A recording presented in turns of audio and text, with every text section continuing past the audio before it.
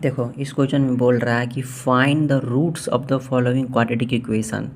जो following quadratic equation के roots निकालना इफ़ दे एग्जिस्ट, अगर वो एग्जिस्ट करेगी तो हम यह पहले यहाँ पे चेक करेंगे जो जो गिवन क्वाड्रेटिक इक्वेशन इसके रूट्स पॉसिबल है या नहीं, मतलब इसके रूट्स जो होंगे वो रियल नंबर होंगे या नहीं।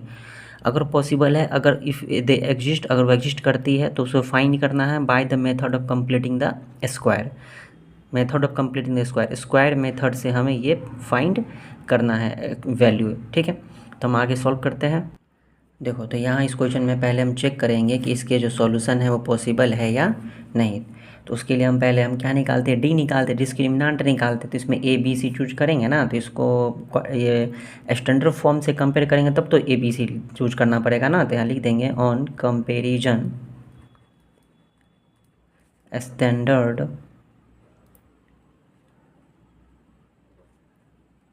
Quadratic equation a x square plus b x plus c बराबर 0 वी गेट, ठीक है, a is equal to 2, b is equal to -7 and c is equal to 3। ठीक है, सिंस तब हम डी निकालेंगे तो डी इक्वल टू होता है बी स्क्वायर माइनस 4ac। ठीक है, तो डी बी बी है यहाँ पे -7, तो -7 का स्क्वायर 4, ए की जगह 2 और सी की जगह 3। ठीक है, तो 49, ये -4 2 8 3 24, तो 9 में से 4 गया था 5, 25। तो देखो डी जो आया वो पॉजिटिव आया, मतलब 0 से ग्रेटर आया। इस तरह से लिख देंगे कि सिंस डी यह क्या है, सिंस डी ग्रेटर 0 देयरफॉर। तो अगर डी पॉजिटिव है तो इसके रूट्स पॉसिबल होंगे कि नहीं होंगे, देयरफॉर रूट्स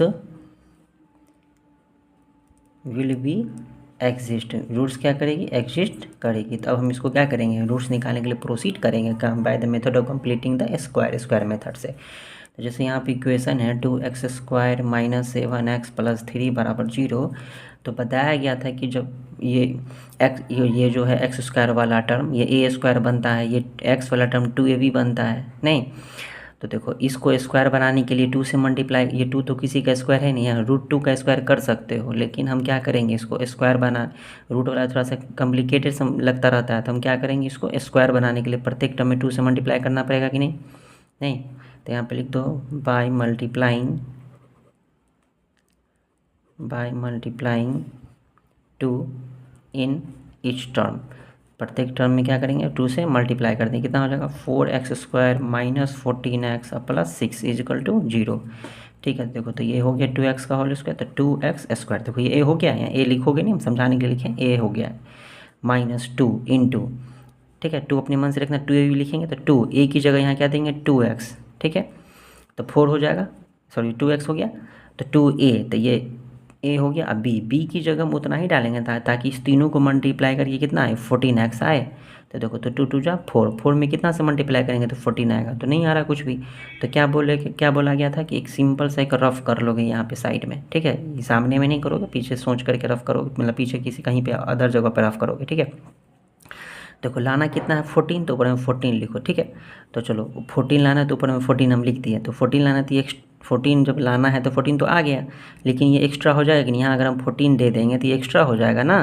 तो इस दोनों को क्या करेंगे, कैंसिल कर देंगे। तो क्या कितना के नीचे, तो इसको कैंसिल करने के लिए यहाँ 14 अगर लिख देंगे तो इसको कैंसिल करने के नीचे में 4 देना पड़ेगा ना, तो 14/4, ताकि ये दोनों कैंसिल हो जाए।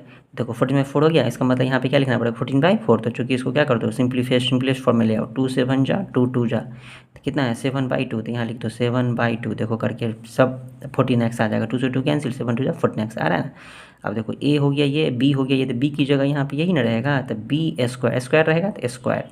अब ये टर्म तो था नहीं, अपने मन से लिखे, जितना माइनस कर देते 7/2 का स्क्वायर क्या कर देंगे, माइनस कर देंगे। 6 तो प्लस में ऑलरेडी है, तो +6 बराबर 0। ठीक है, तो देखो a square -2ab plus b square, तो a - b का होल स्क्वायर होगा, तो a की जगह है 2x और b की जगह क्या है 7/2, और ये चूँकि बीच में 2ab माइनस में है तो a - b का होल स्क्वायर, और जो टर्म बच गया उसको इधर ट्रांसपोज कर देते हैं। ठीक है, तो यहाँ तक वाला टर्म तो यूज हो गया ना a - b का होल स्क्वायर पे, तो बाकी जो वजह इसको ट्रांसपोज करते हैं। ये 7/2 क्या चाहिए, माइनस में इधर आएगा तो प्लस में हो जाएगा, 7/2 का स्क्वायर है तो क्या हो जाएगा, 7 का स्क्वायर 14 है ना, 2 का स्क्वायर 4 है, 6 इधर आएगा तो -6। ठीक है, यहाँ देखो x की वैल्यू निकालना है ना हमको, तो पहले इसको सिंप्लीफाई कर देते हैं। तो सिंप्लीफाई अगर इसी लाइन में यहाँ करते एलसीएम हो जाएगा 4, तो यहाँ क्या हो जाएगा 49 - 24, यहाँ देखो 2x माइनस 7/2 स्क्वायर इधर करेंगे तो क्या हो जाएगा, स्क्वायर रूट लग जाएगा। तो पहले इसको माइनस कर लेते हैं। 49 में से 24 जाएगा तो 9 में से 4 जाएगा तो 5, 25/4 इधर क्या लग जाएगा, स्क्वायर रूट, स्क्वायर इधर ले आएगा तो और स्क्वायर हटाने पर प्लस माइनस दोनों आता है।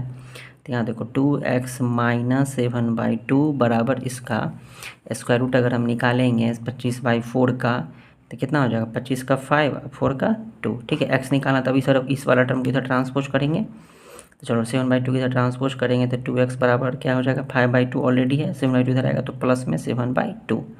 तो यहाँ देखो 2x बराबर ऐड करोगे बट्टर का जोड़ घटाव करोगे तो 12/2 कितना हो जाएगा, 6 हो जाएगा। तो x बराबर, सॉरी यहाँ प्लस माइनस दोनों है ना, तो प्लस माइनस दोनों लिखना पड़ेगा ना, प्लस माइनस 5/2। ठीक है, यहाँ प्लस माइनस दोनों है। ठीक है, तो अब चलो तब इसका एलसीएम लोगे तो क्या हो जाएगा, 2 एलसीएम होगा, 5 के पीछे प्लस माइनस दोनों है, 5 इधर हो जाएगा प्लस 7। एक बार क्या करेंगे, प्लस लेंगे, एक बार माइनस लेंगे, नहीं तो देयरफॉर यहाँ पे x बराबर लिखेंगे, डैट इम्प्लाइज x बराबर 2 इधर ट्रांसपोज होगा तो नीचे आ जाएगा, तो ऊपर में होगा प्लस माइनस 5 प्लस 7। ठीक है, नीचे में क्या आएगा, ये 2 ऑलरेडी था, ये 2 इधर आएगा तो 4। ठीक है, तो x बराबर एक बार प्लस लेंगे, एक बार माइनस, तो एक बार क्या हो जाएगा, 5 प्लस में रहेगा प्लस 7/4 कॉमा। ठीक है, एक बार 5 माइनस में लेंगे तो -5 प्लस 7/4। ठीक है, क्लियरली बना लोगे, यहाँ थोड़ा सा घिचर पिचर हो गया। तो देखो यहाँ से 5 प्लस 7 कितना होगा, 12, 12/4 कितना हो जाएगा, 3। आई देखो -5 में 7 जाएगा तो प्लस में 2 बचेगा, 2/4 तो कितना हो जाएगा, 1/2। तो 2 वैल्यू आया, 3 आया, 1/2 आया। तो यहाँ पे लिख दोगे हेंस करके, हेंस x बराबर 3, 1/2। ठीक है, आंसर समझ में आ गया यहाँ पे। तो इस कंप्लीटिंग स्क्वायर मेथड से हम इस तरह बनाएंगे, हालांकि ये सिलेबस से रिमूव कर दिया गया है।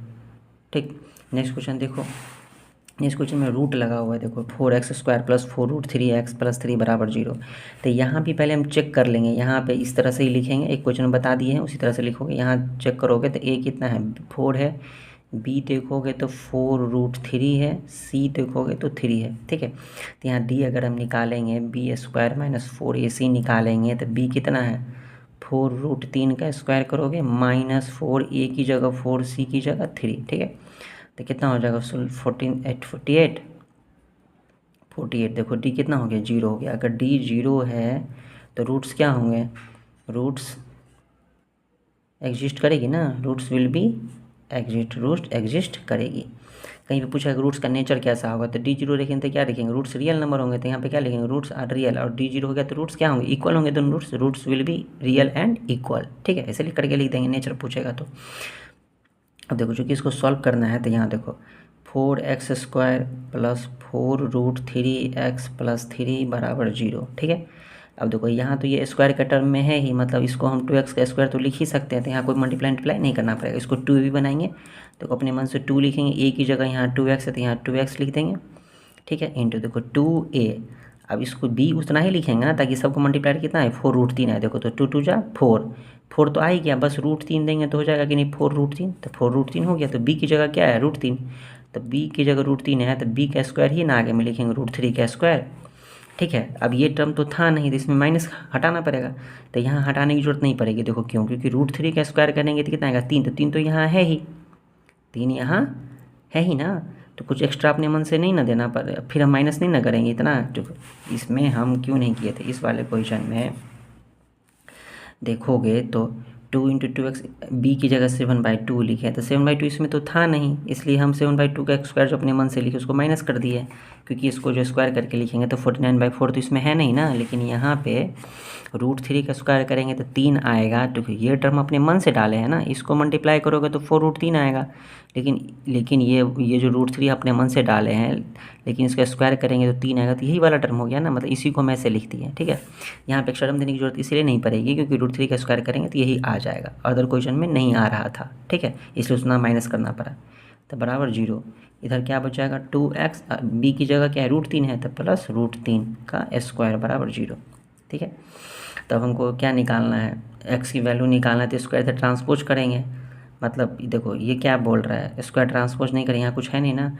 2x प्लस रूट 3 का स्क्वायर 0 आ रहा है। किसी नंबर का स्क्वायर 0 कब आएगा, जब ये नंबर रूट 0 के इक्वल होगा। नहीं, therefore 2x plus that implies 2x plus root 3 बराबर 0 होगा। तो यहाँ से देखो डेट इम्प्लाइज 2x बराबर क्या हो जाएगा, माइनस में रूट 3। ठीक है, तो यहाँ से x बराबर क्या हो जाएगा, माइनस रूट 3/2। तो x की वैल्यू क्या हो गया, माइनस रूट 3/2। बस में तो दोनों वैल्यू क्या होगा, सेम ही होगा, माइनस रूट 3/2 ही होगा। ठीक है,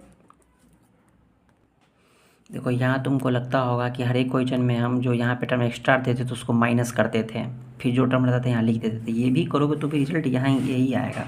जैसे मान लो तुम यहाँ पे लिख दिया 2x का whole square plus 2 into 2x into root 3 plus root 3 का स्क्वायर, और प्रत्येक टर्म में क्या करते, जितना तो माइनस कर देते थे, तो माइनस रूट 3 का स्क्वायर माइनस कर देंगे, और पहले से यहाँ पे प्लस 3 है तो वो लिखोगे बराबर 0। तब देखो इस सब के बदले क्या लिखोगे, a प्लस बी का होल स्क्वायर, तो 2x प्लस रूट 3 का होल स्क्वायर लिखोगे।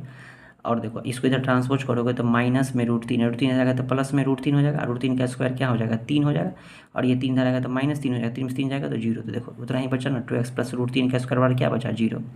बस में तो यहाँ की वैल्यू कितनी होगी, माइनस रूट 3/2। तो 2 को वैल्यू होगा, दोनों इक्वल होगा ना, d0 आया था माइनस रूट 3/2, 2 कैसे इक्वल हो गया, यहाँ देखो 2x प्लस रूट 3 का स्क्वायर, तो ये 2 बार लिख सकते हो ना 2x प्लस रूट 3, ऐसे ही करके दिखा दोगे तो यहाँ 2 बार लिख सकते हो ना 2x plus root 3 into 2x plus root 3 बराबर 0। ठीक है, तो देखो आइधर 2x प्लस रूट 3 बराबर 0, इधर और 2x प्लस रूट 3 बराबर 0, नहीं आइधर और करके लिखते थे।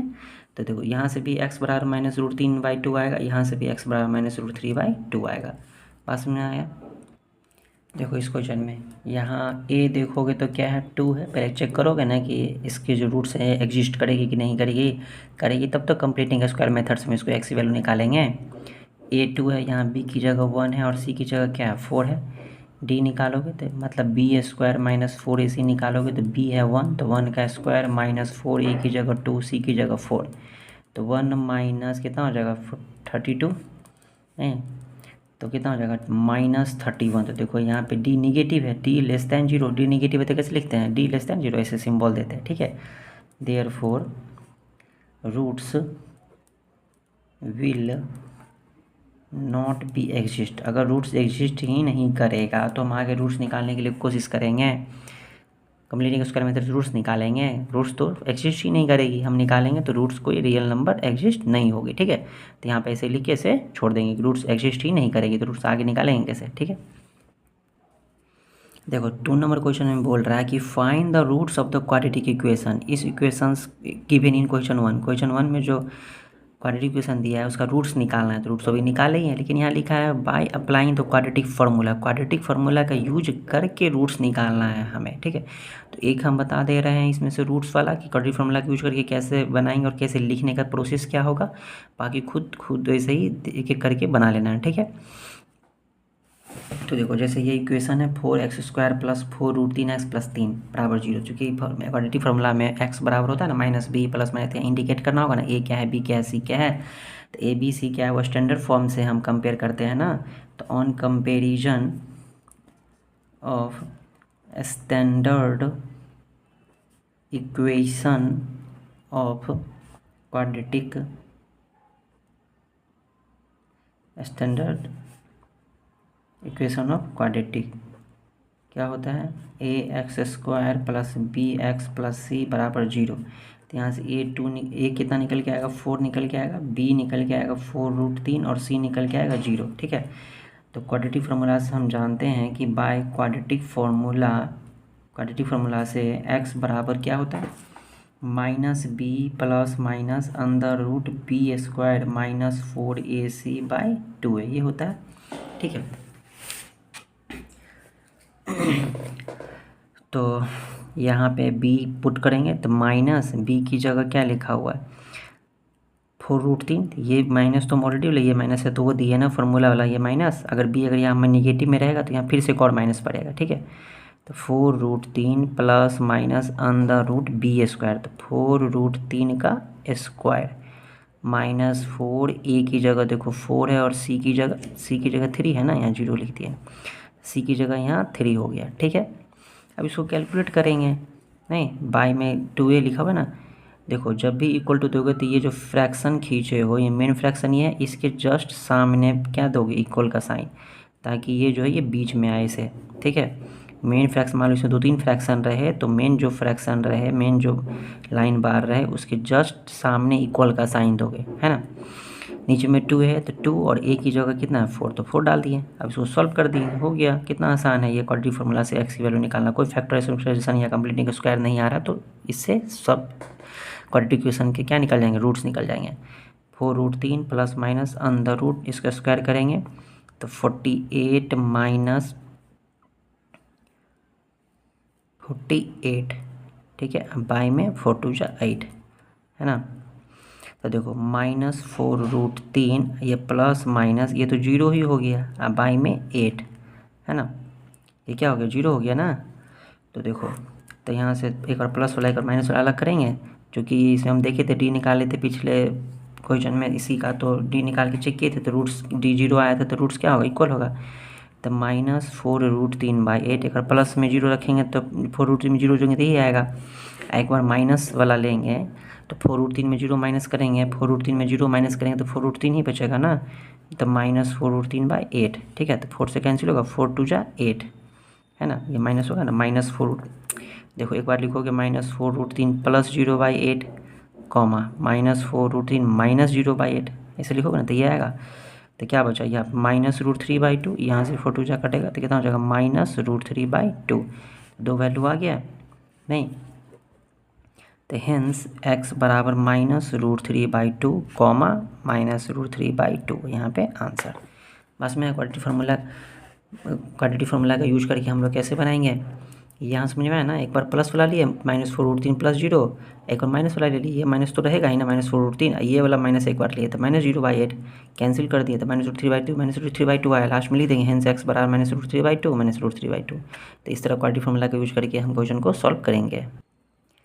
देखो इसी एक्सरसाइज का क्वेश्चन है, बोल रहा है find the roots of the following equation. देखो इस इक्वेशन का रूट्स निकालने के लिए बोल रहा है। तुम सोचोगे तो क्वाड्रेटिक है नहीं, लीनियर है।